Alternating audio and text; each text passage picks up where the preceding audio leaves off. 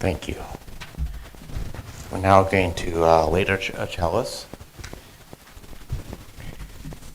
This is 429 if you want to follow along. Come into this place of peace, and let its silence heal your spirit. Come into this place of memory, and let its history warm your soul. Come into this place of prophecy and power, and let its vision change your heart. Now, if everyone would turn to 347 for our first song. If able to.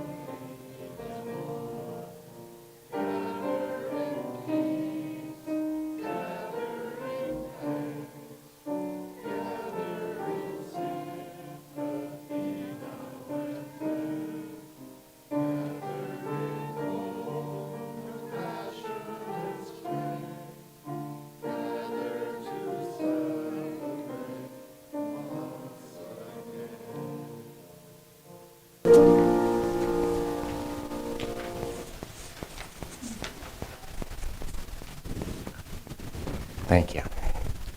We're now going to have our first reading, which is on page 646, or the largest circle. I'll read the standard text, and we can all read together or the italicized text. The larger circle. We clasp our hands of those that go before us, the hands of those who come after us. We enter the little circle of each other's arms, and the larger circle of lovers, whose hands are joined in the dance, and the larger circle of all creatures, passing in and out of life, who move also in dance, to the music so subtle and vast that no ear hears it, except in fragments. Right. Now we're going to have our story for all ages. So any kids, whether you're a kid in heart or in age, that's you. Come on up. Oh, how are you doing today? All right. Yes. I'm Steve, by the way. Yes. your name? Peter? I like Peter. Okay. We have a book today. It's called Have You Filled Your Bucket Today? Yes. Have you ever read this book? Yes. Okay. Cool book. So, in this book, we're talking about a bucket. It's not a real bucket. It's an imaginary bucket. Yes. Kind of like hard. Yes. All day long, everyone in the whole world, whole wide world, walks around carrying an invisible bucket. You got your bucket? You can't see it, but it's there. You have a bucket. Every member of your family has a bucket. Your grandparents, friends, neighbors all have buckets. Everyone carries an invisible bucket. Your bucket has one purpose. Its purpose is to hold your good thoughts and your good feelings about yourself. Sometimes people talk about holding those things in your heart. Here we're just pretending we're holding them in a bucket. You feel happy and good when your bucket is full. And you feel sad and lonely when your bucket is empty. Other people feel the same way. They're happy when their bucket is full, and they're sad when their bucket is empty. It's great to have a full bucket, and this is how it works. Other people can fill your bucket, and you can fill theirs. You can fill your own bucket too. How do you fill a bucket? You fill a bucket when you show love to someone. When you say or do something kind, or even when you give someone a smile. You have a great smile. That's being a bucket filler. A bucket filler is a loving, caring person who says and does something nice. And does nice things to make others feel special. When you treat others with kindness and respect, you fill their bucket. Yes. But you can also dip into a bucket and take out some good feelings. You dip into a bucket when you make fun of someone, when you say or do mean things, or even when you ignore someone. That's called bucket dipping. Bullying is bucket dipping. When you hurt others, you dip into their buckets, and you'll dip in your own bucket too.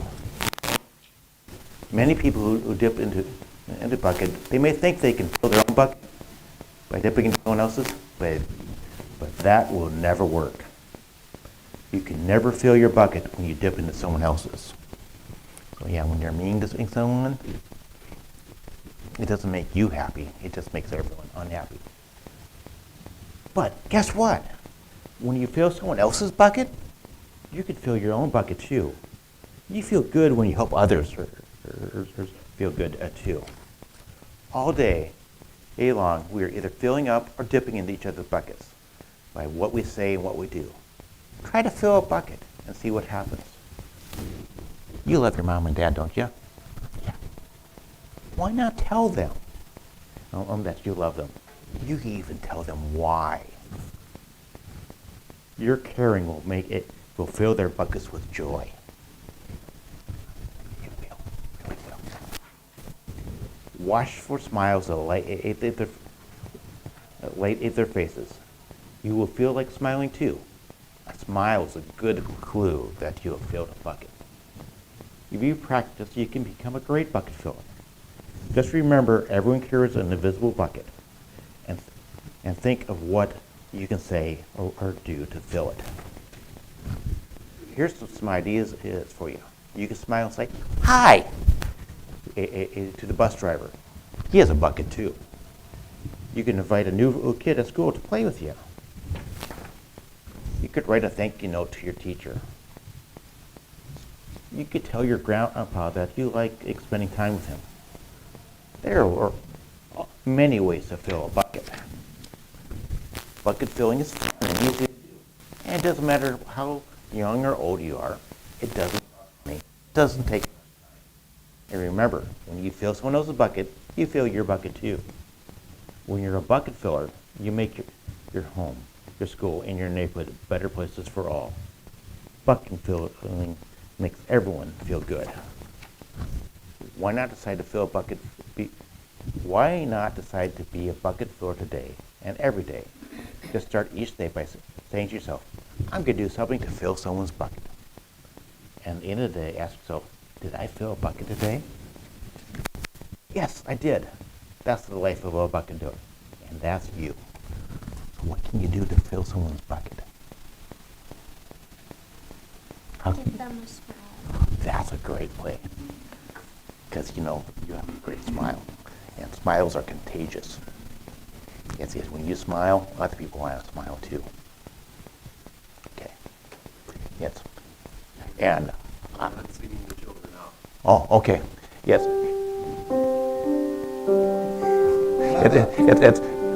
Go back with Judy.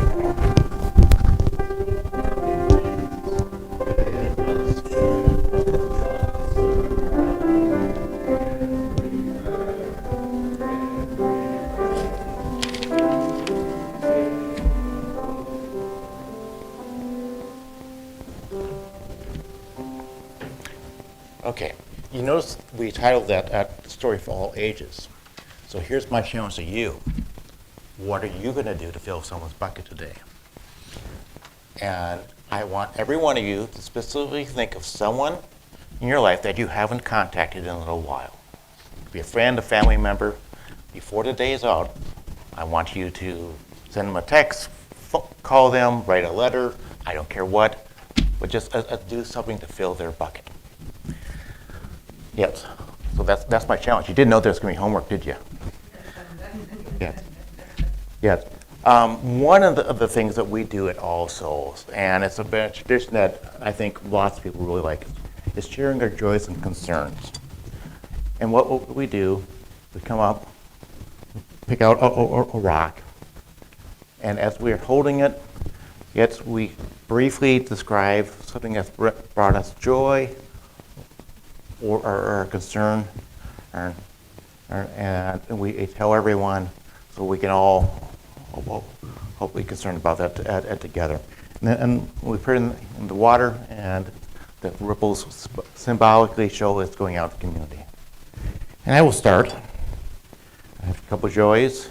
One of the joys is, as some of you know, my wife had heart surgery last month. She's still recovering well from that.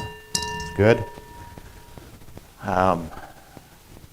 Concerns, we still have more health problems we're going to deal with, but one at a time. Yes. And I'll just say I have a concern for the next 4 years, but we'll figure it out together.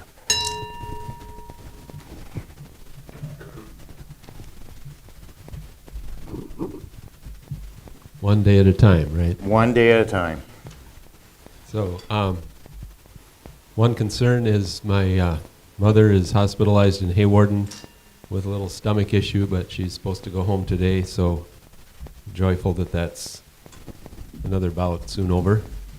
My wife Janine is doing much better with her stomach issues. She's got a stricter diet that she's following, and so things are going much better, and she's recovered from the cat attack also. We're thankful for that.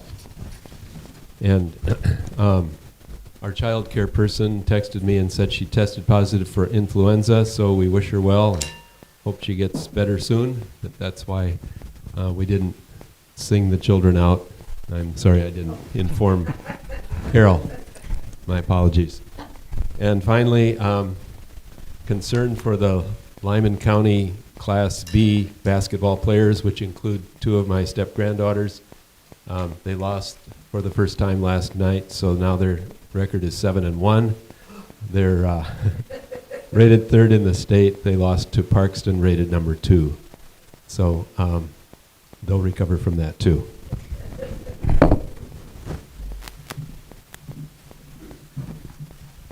I'm Gary. My wife just concerned, this is a concern, her mother was enrolled in hospice, so hopefully she can spend her final days at her home where she lives at Trail Ridge with the help of hospice. So thoughts and concerns for Marion as she enters this last stage of her life. And a joy. Got to take care of our granddaughter Evelyn last night. That was a joy. Yeah, this bowl's going to get filled up today, I think. um, my name's Dan Reiki, and this last week I had a couple of joys. One was going with Jenny over to see the artwork of Mecca Rutherford, and she has a display at the Center for Western Studies. It's beautiful artwork, mostly nature scenes from this area, oil paintings, beautiful, huge canvases, and she was there in person to receive that artist. So it was fun for Jenny and I to go and get our buckets filled with beautiful artwork. And I would encourage you to enjoy that opportunity over at the Center of Western Studies. And we saw Laurel Troutwine, and that's always a bucket filler because she's so full of vibrancy every time we visit with her. Then on Saturday, Amy and JC and I went to Helping Hands, and were able to wish happy birthday to the people gathered for our violin duet thing for Edie. And Edie turned 60 on Wednesday. So we wanted to celebrate her birthday, and it was fun to be there with people to do that. So the way Edie does it, that a girl.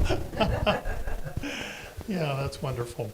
And JC and I and Amy are going to go over to Edgewood West, which is a memory care facility, this Saturday, and provide music for the folks there.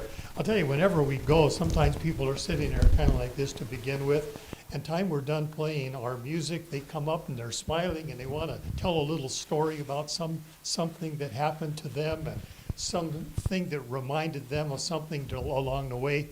And so it's a bucket filler for us. It fills our bucket. It makes us happy to be there. And you can tell that it translates people from like this to like this by the time we're done. Amy got a chance to visit with somebody about football and got into a nice conversation with that. So the whole business is just filling buckets. And so I'm grateful for all of those things. So big stone of gratitude.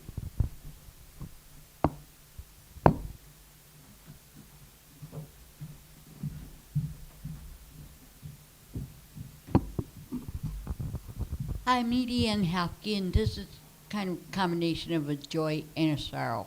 A sorrow is I'm still alive here at age 60. And the joy is I'm still here and I'm still able to go and kick some butts if need be, and I can let others know what I'm thinking on all that good stuff, and enjoy life as we know it here on earth, and enjoy being around each and every one of you and everyone else around this world. So I really appreciate that. Thank you.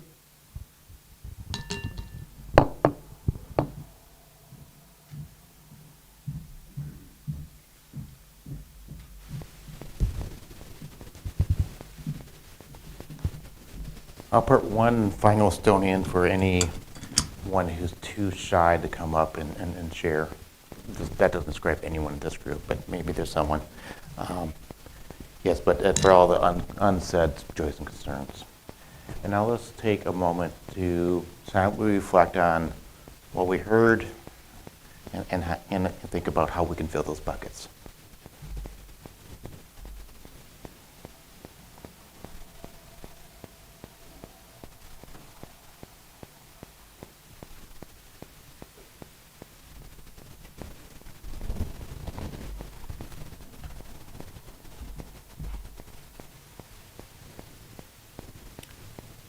For our second song today, we're going to sing 131, Will Love Guide Us. Yeah, so, and stand as able.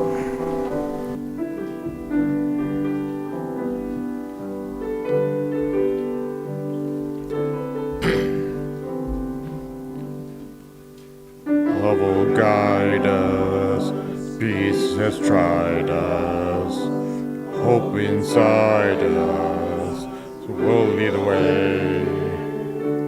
On the road put on, great giving, love will guide us through the hardness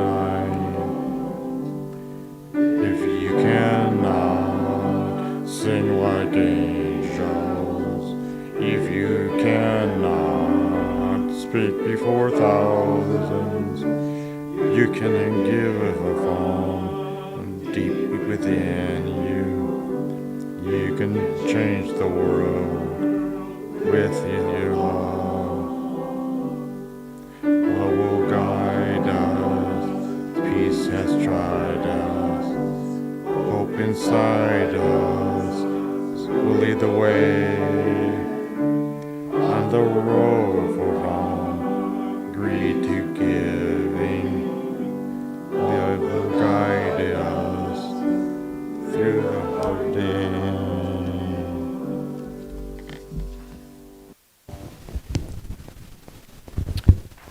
And now we'll do our second reading, which is 580. You guys are all off the hook. I get to read it. The task of the religious community. The central task of the religious community is to unveil the bonds that bind each to all. There is a connectedness, a relationship discovered amid the particulars of our own lives and the lives of others. Once felt, it inspires us to act for justice. It is the church that assures us that we are not struggling for justice on our own, but as members of a larger community. The religious community is essential, for alone our vision is too narrow to see all that must be seen, and our strength is too limited to do all that must be done. Together, our vision widens, and our strength is renewed. Mark Morris Reed. And with that, I am happy to welcome Janet to come and speak to us.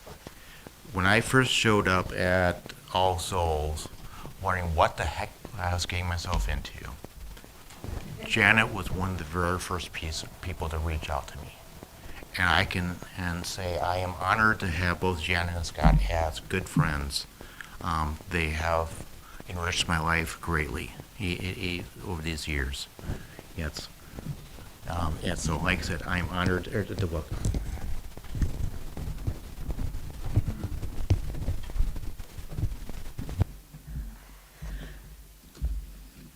Yes, in case you were thinking about Jen being here, Jen was here last week out on the sign. We just weren't able to get it changed this week. So I'm Janet Kunze, and have some thoughts on preparing for the future of All Souls. What do we think the next 100 years are going to be like? There's been a lot of changes in the last 100 years, just in general, and of course there will be in the church too. But what do you think it'll be like? We do want All Souls to be here, though, don't we? Yeah? Well, what do we need to prepare for that? We're doing a lot of good things, and I even found on the internet that there are 5 P's of small church sustainability. And I'll come back to that a little bit later. But first I want to go into a little bit of our history, where we've been so far, and some of you know this well, but others not as well. You've heard of Eliza Tupper Wilkes? She was the founder of our church over 100 years ago. In 1886, she was out riding on the prairies with the Prairie Sisterhood, planting Unitarian churches. And she planted one here. And we had our own building at the time. It used to be over by where the Synodome is now. So we did have our own building just right out to start with. But then membership started declining in the 1900s. And we have scanty records from that time period, but we know that the church was meeting in houses in the 20s and 30s for sure. So it probably was before that too. And in 1951, the Unitarian Fellowship got granted a charter. So yes, that became a big deal at the time. And in 1961 is when the Unitarian Universalist Fellowship was founded, the Unitarian Universalist Association, and we were granted a charter at that time. And so we've been steadily going since that time. And the 1960s were a very active time. There were up to 25 children in the religious education program. So it was just, there were a lot of people here, young families at the time. Some of those people are still here. The children have moved on to other things, but the parents are still here.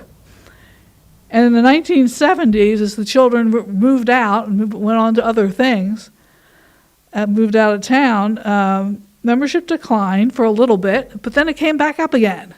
Seems to be the story of our lives here. Membership went down and we came back up again.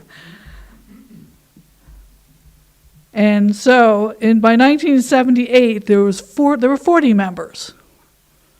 So we've been pretty steady since then. In the 1980s, the group that was the church at that time decided that we had to do some things to make sure we were really stable, and came to the conclusion that for sustained stability as well as having credibility as a religious institution, we had to be known to have our own building again. And so we worked on that. And we knew that a church building would be a point of recognition in the community and would focus activities of the fellowship and be a symbol of the continuing life of our congregation in Sioux Falls. So money was saved up, and in 1983, we were planted in what was called the Pink Church at 9th and Cliff, which is no longer pink, because the current congregation there painted it dark gray. But it's still known for us as what was for us was the Pink Church. And the people that own that building now used to rent space here from us for their church services. So it's kind of interesting that that's gone full circle now, from us to the group that we helped out. But as all things happen, we decided that church at one point wasn't meeting our needs anymore. It was a little hard to be accessible for everybody there. And so plans were made to move to a new building, and we met in other places for a little while, sold that building and started the process of looking for a new building. Met in some other places like Dow Rummel in their chapel for a little while, and I know there were other places that were served as, people are nodding, yes, other places served as homes for the church for temporarily. And then in 2011 is when this building was purchased. And we've been here since then, and it seems like it's going to meet our needs for quite a while. We can only hope. We will see. And at 2025, we had members and friends of 62. So we've been gradually, slowly growing and enjoying this building. Another thing that happened that was important for stability and important piece of our history was when the endowment fund was started. You know, all those old big churches we see in town, they all have big endowments, money that people have set aside for the future. And so we decided we needed to do that too. And so people have been gradually giving to that. And at the end of December, we had about $28,000 in it. Not a big endowment, but getting there. And recently, as you heard, we had a $50,000 donation to it from the Randall Sandersons and Mark and Susan.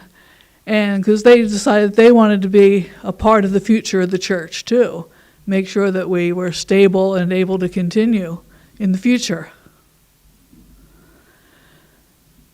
And so we will be getting interest out of that fund, out of our endowment fund, and that goes into our operating expenses, our operating account. And so that continues to help us go into the future with a bit of a amount of guaranteed income.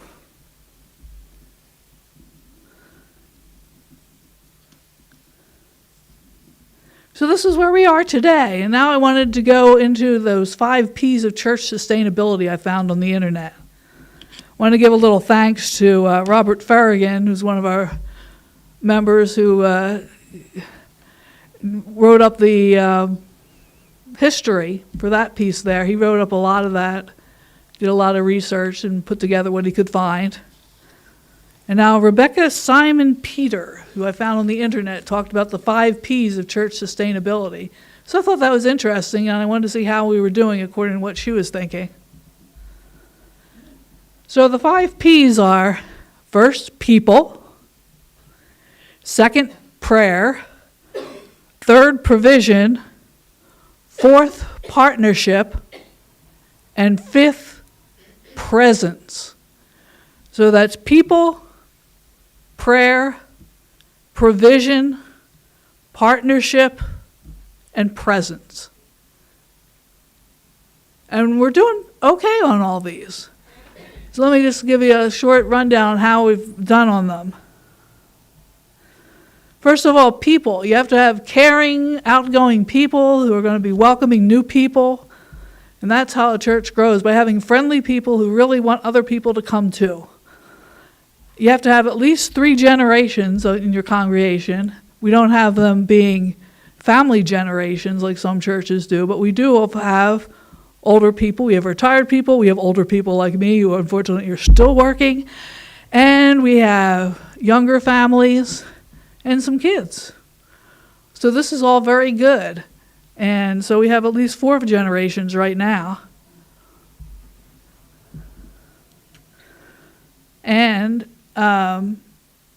next P is prayer. Prayer. Well, maybe most of us aren't praying people, but some of us are. But I would say it would be for us our spiritual foundation, or our 7 principles. We have a spiritual foundation. And some of us are more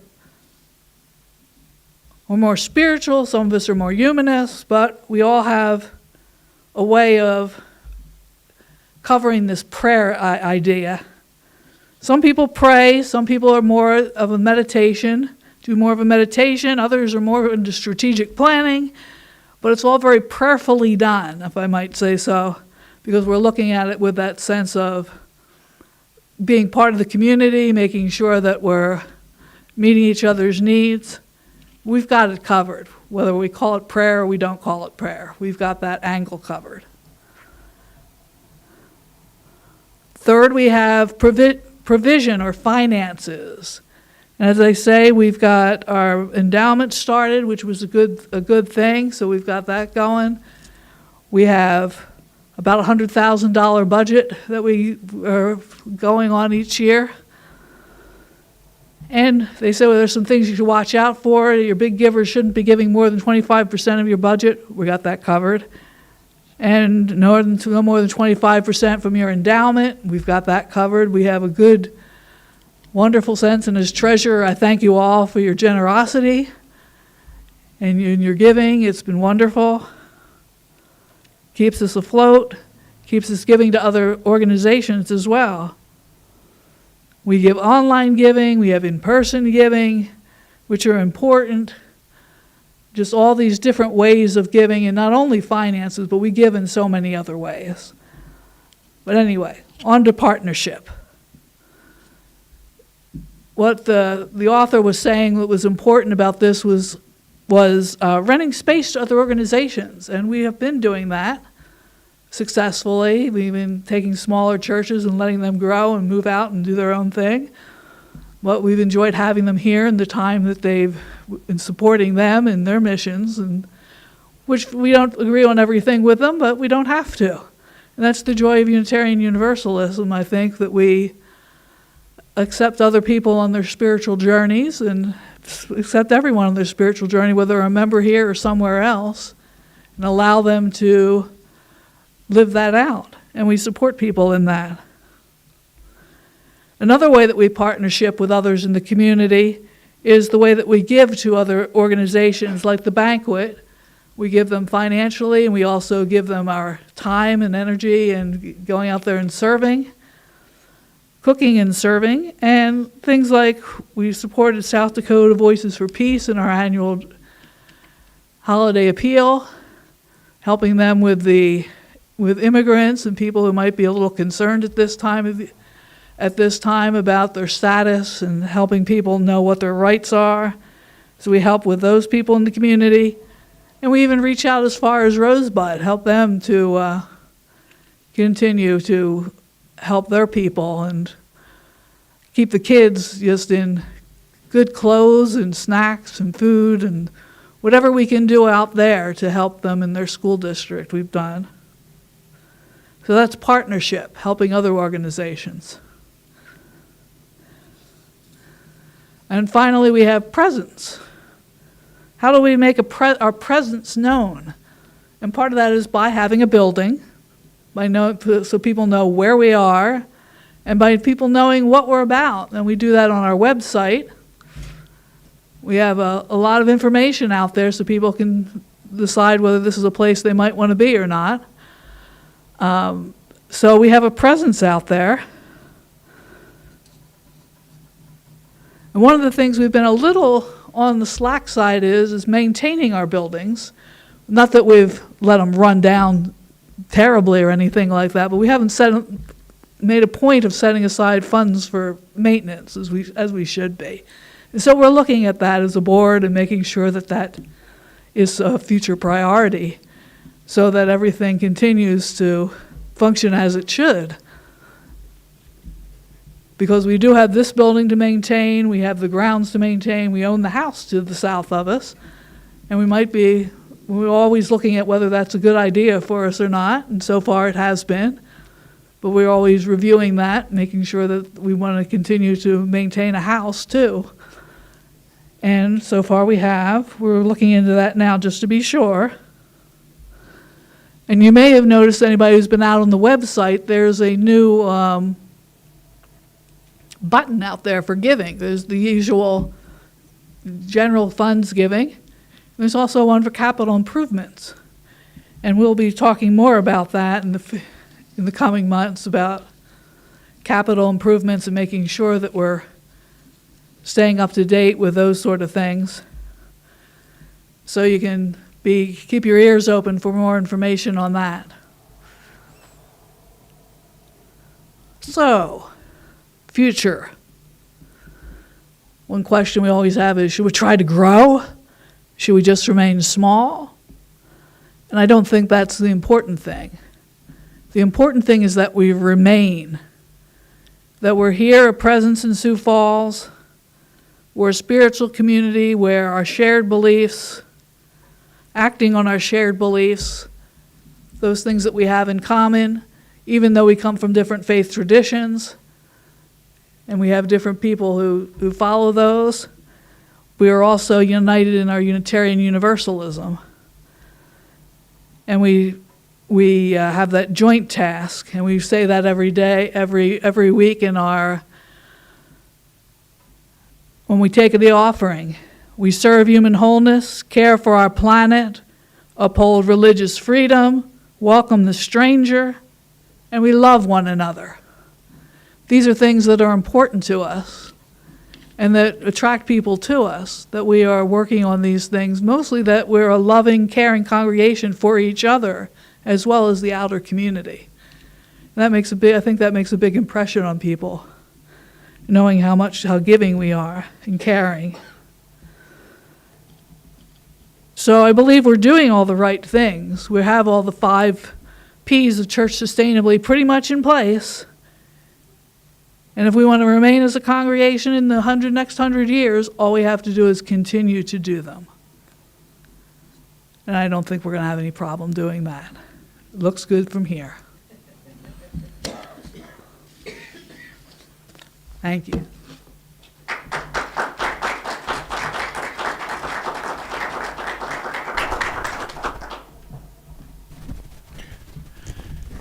Thank you, Janet. Yeah, it's good to think about where we're going in the future. And to help us get in the future, well, it's now that time to take an offering. Because as much as us we run on love, we can't pay our bills with that.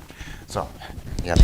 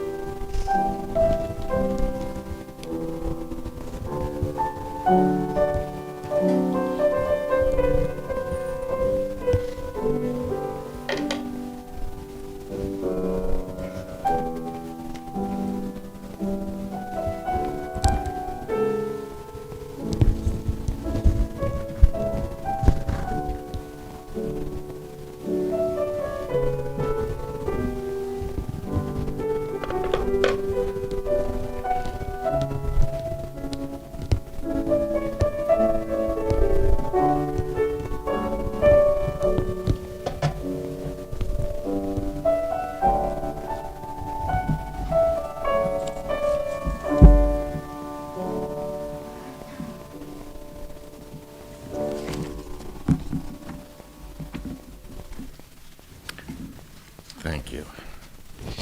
Yes. Let's breathe the words to receive the offering. We give these gifts freely. We receive these gifts gratefully. We dedicate these gifts to the works of our congregation, serving human wholeness, caring for our planets, upholding religious freedom, welcoming the stranger, loving one another. Now please turn to 591 for our third reading.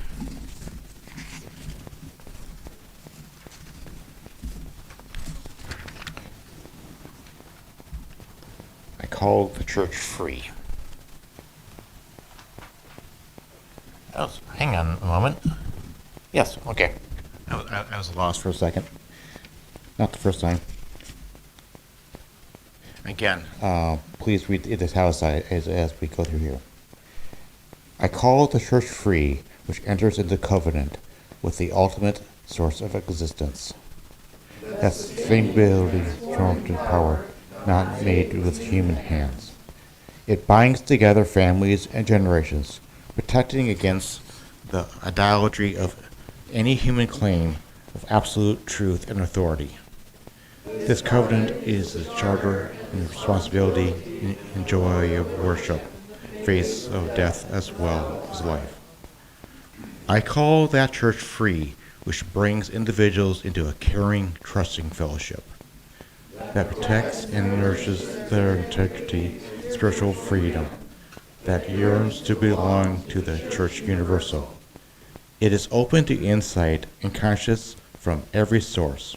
It bursts through rigid tradition, giving rise to new and living language, to new and broad fellowship. Pilgrim church, a servant church, and the adventure of a spirit. The goal is the prophethood and priesthood of all believers, the one for the liberty of prophecy, the others for the ministry of healing. It aims to find unity in diversity, that harmony in spirit, that blows where it listens and makes all this. That was written by James Luther Adams. Now for our first song, it's a song that's going to be really hard to find. It's number 1 in your book. It's May Nothing Evil Cross This Door.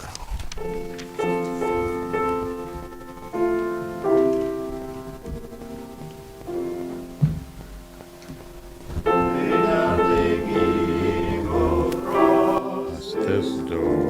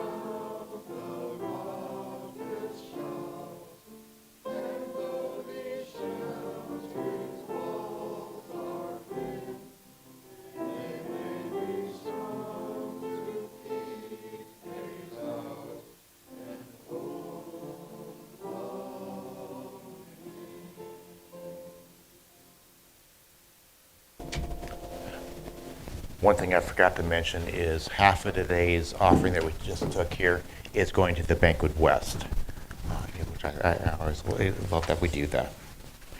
Yeah, it's, Also mentioned coffee at the circle. yep. So, yeah, it's, once we get done here, please join us downstairs for coffee, cookies, maybe. I hope cookies. Yeah, it's, and most important, conversation. Then come back up here at 11:20. It's so we can have a discussion about our future, how we can fill those buckets, and where we can go from here. Yes. We will extinguish the chalice. The chalice is extinguished. Right, with us out into the world.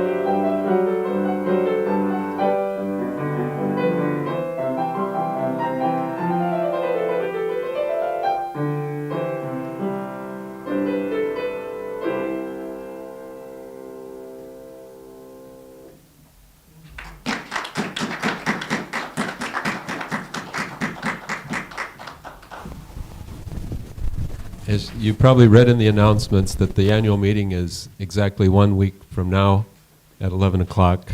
Please come back so you can make a quorum.